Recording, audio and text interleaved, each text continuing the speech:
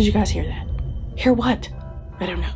I just feel like somebody's watching us. Ooh, give me your books.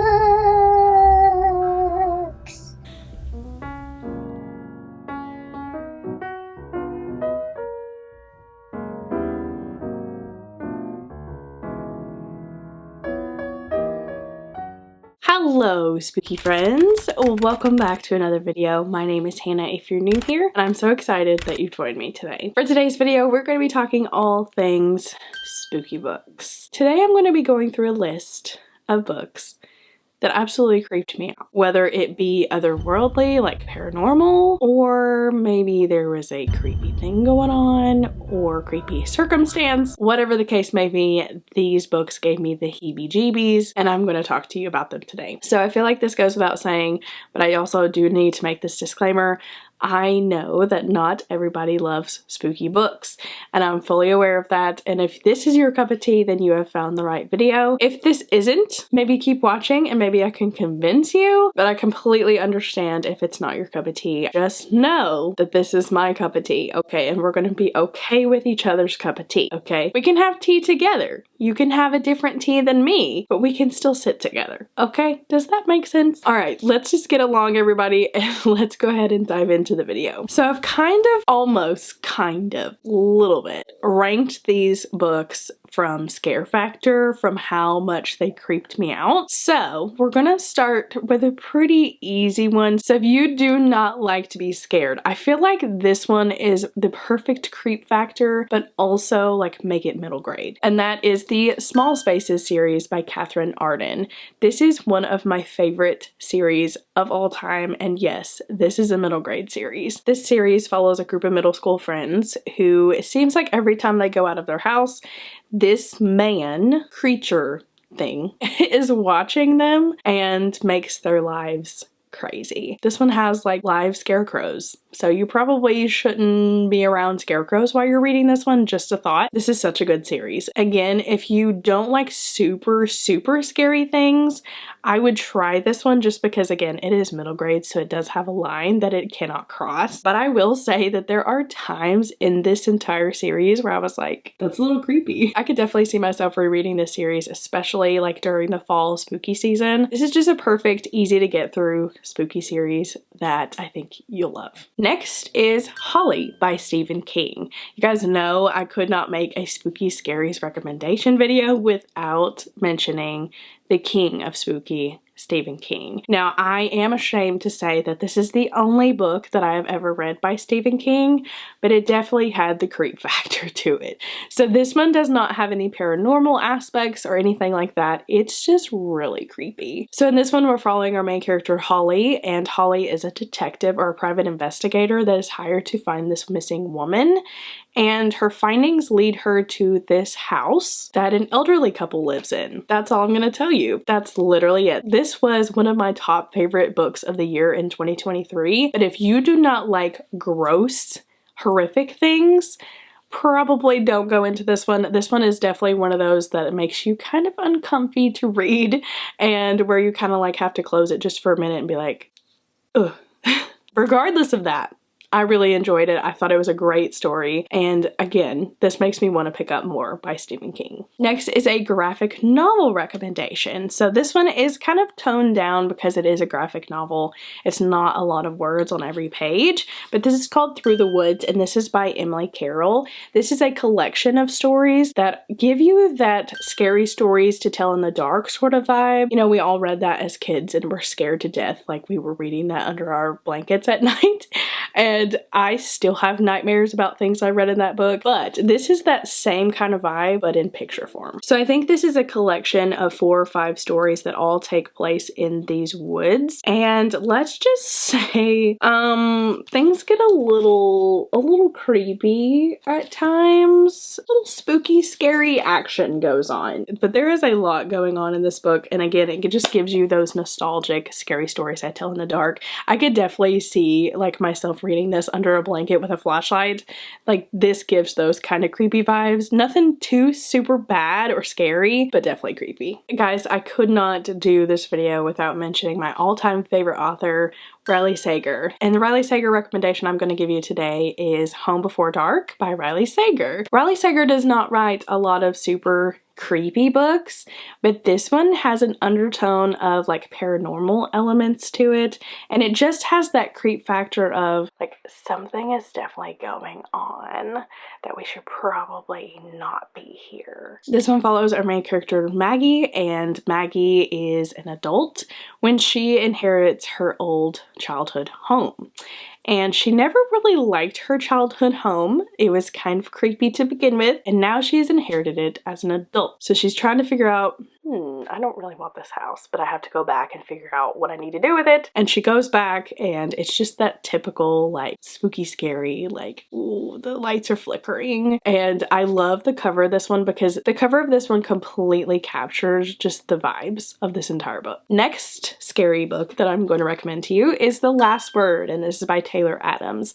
I do physically own this book, but it is like under a bunch of other books, so I'm not going to try and dig it out for you, but I'll pop a picture of it right here. Guys, this is one of those books that will make you physically get up out of your seat and go lock your door. This has no paranormal aspects whatsoever, but just the situation is scary enough. This is every book reviewer's worst nightmare. And I think Taylor Adams knew that, and he just hinged on that fear. This one is following our main character who writes a 1-star review of this awful horror novella. And then all of a sudden she gets a message from that author asking her to take down her 1-star review because it's not good for his book. And she's like, absolutely not. I put that review out there. I am giving you my honest opinion, as we all do. Let's just say this book takes place during the entire night, and this psychopath of an author shows up on her front door. This was so scary.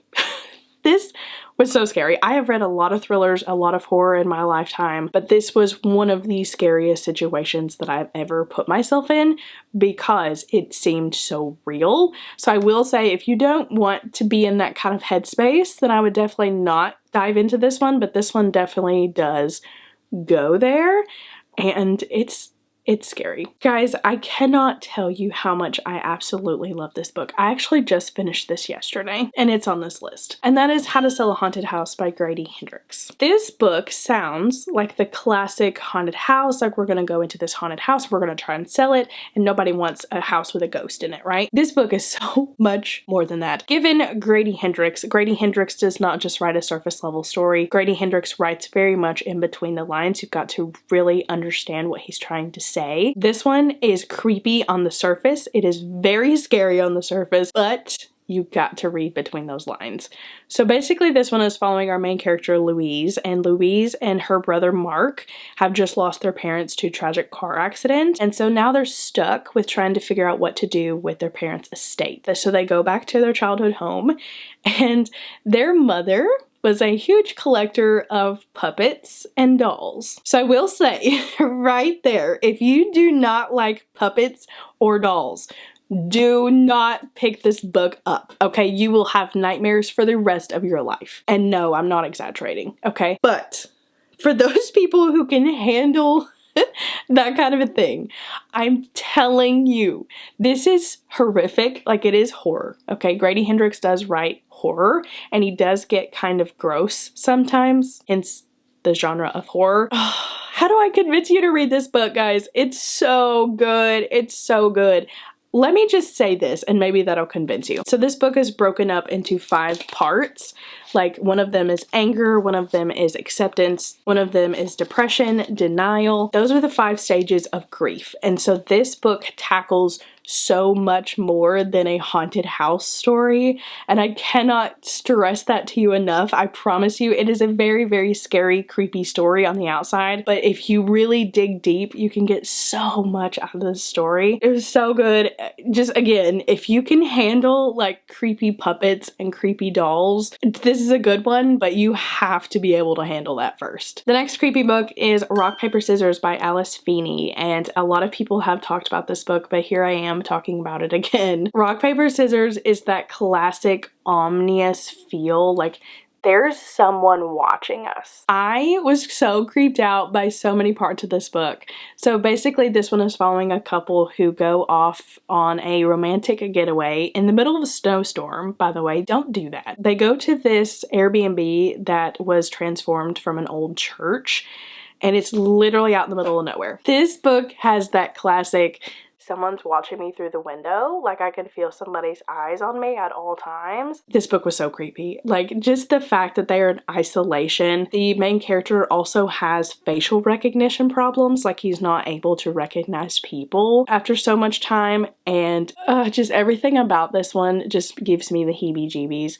And just that trope alone, the fact that like somebody is watching at all times, makes me have so many goosebumps. Ugh. These next 3 books are the top books that creeped me out. So again, be aware that I do read a lot of spooky, scary things. These books are the scariest books that I have read, and that says a lot. So proceed with caution. Murder Road by Simone St. James. I think Simone St. James just writes paranormal stories. I think that that is her thing, that is her niche. So I think that if you're looking for paranormal stories, I don't think that you can go wrong with Simone St. James. This is my first Simone St. James, and I loved this one. This one is following a couple that is on their honeymoon, and they're on a late night drive when all of a sudden they see this woman in the middle of the street and she looks hurt. So they decide to help her and pick her up, and they end up taking her to the hospital, and she's so far gone that she ends up dying, and the police look at them as suspects. So that is not a spoiler. That literally happens in the first like 10 pages. And let's just say the road that they found her on is called Murder Road for a reason. There is a point in this book where I shut it and I said, this book is gonna go there. This book is gonna go there. And half of me was like, I am absolutely terrified. But in the other half, I was like, yes, let's do it. This is so good. This was so good. I could not tell you enough good things about this book. I honestly didn't even really love the twist that much. I just loved the atmosphere. I loved the ghosty part of it. I loved the paranormal aspects. I loved it all. I loved it all. And again, I wasn't even really sold that much on the mystery. I was just here for the vibes. This next book is a YA book, a young adult book. This book quite literally had me shaking in my boots, okay? And that is The Haunting of Ashburn House by Darcy Coates. I feel like Darcy Coates is just one of those authors that is fearless. Do you guys know that common fear that we all have, of the fear where you're running up the basement stairs and you turn the light off real quick because you think something's gonna get you? That is the fear that Darcy Coates hinges this book on. This is terrifying. This is terrifying. I am not even gonna lie to you. This is so scary. Like, how is this YA? Who approved this, and why is it YA? I had the best time, but also the most terrifying time. This one follows our main character, Adrian. And what do you know? Adrian inherits this old crumbling mansion that also happens to be haunted. This is no Scooby-Doo story, y'all. This is actually haunted. I remember I had like this much left of the book. Like, not even joking. I had like this much of the book, and I told my husband, I said, I literally can't do it. I can't do it. I gotta stop. I gotta stop reading. And you know that if you get that far in a book and can't finish it,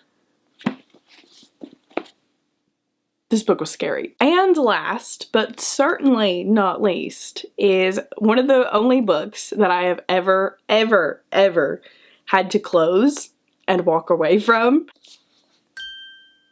You guys know what this book is. Okay, I don't even have to tell you what this book is. I can just show it to you and then we can move on. Okay, Hidden Pictures by Jason Recollect. If you have not heard of this book, let me be the spokesman for this book for just a minute. This book follows our main character, who is a nanny, and she gets hired on with this picture-perfect family. And she starts watching this little boy named Teddy. And Teddy is 5 years old. And I don't know about you guys, let's just stop right there real quick. I don't know about you guys, but the scariest trope in a book for me is creepy kid. Really, you can't do anything scarier than that. I don't know if it's because I work around kids daily and I just couldn't imagine like my kid doing this. I don't think that I would ever come back. I don't think that I would ever be the same. Resuming what I was saying, Teddy, the creepy kid, starts drawing drawings, okay? And what I love most about Jason Recollect is that he gave us the drawings. I love that. Authors, this is a note to all authors, include pictures because we love to see a good picture, especially if it's creepy. So these pictures start out very innocent. They start out like beautiful kids, sweet, wholesome drawings. And then Mallory starts to see that the drawings are getting a little bit more weird. They're just getting a little bit weirder.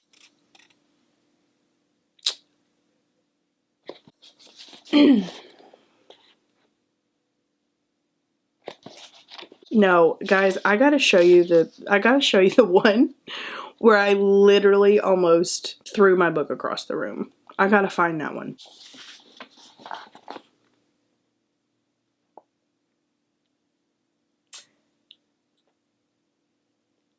If the kid I was babysitting drew this,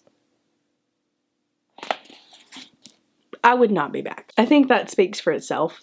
This was creepy. This was scary. It gave me all the feels. This was so good.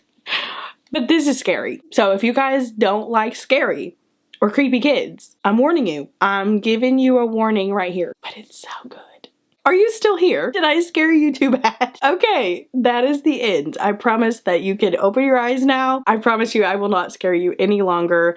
Those books are definitely the scariest books that I have ever read. I tried to just name a few. I know that there are so many other books that I've read that have creeped me out, but those are the ones that have definitely stuck out in my mind. If you made it this far into the video, please leave me a little ghost emoji, especially if you're going to pick up one of these books.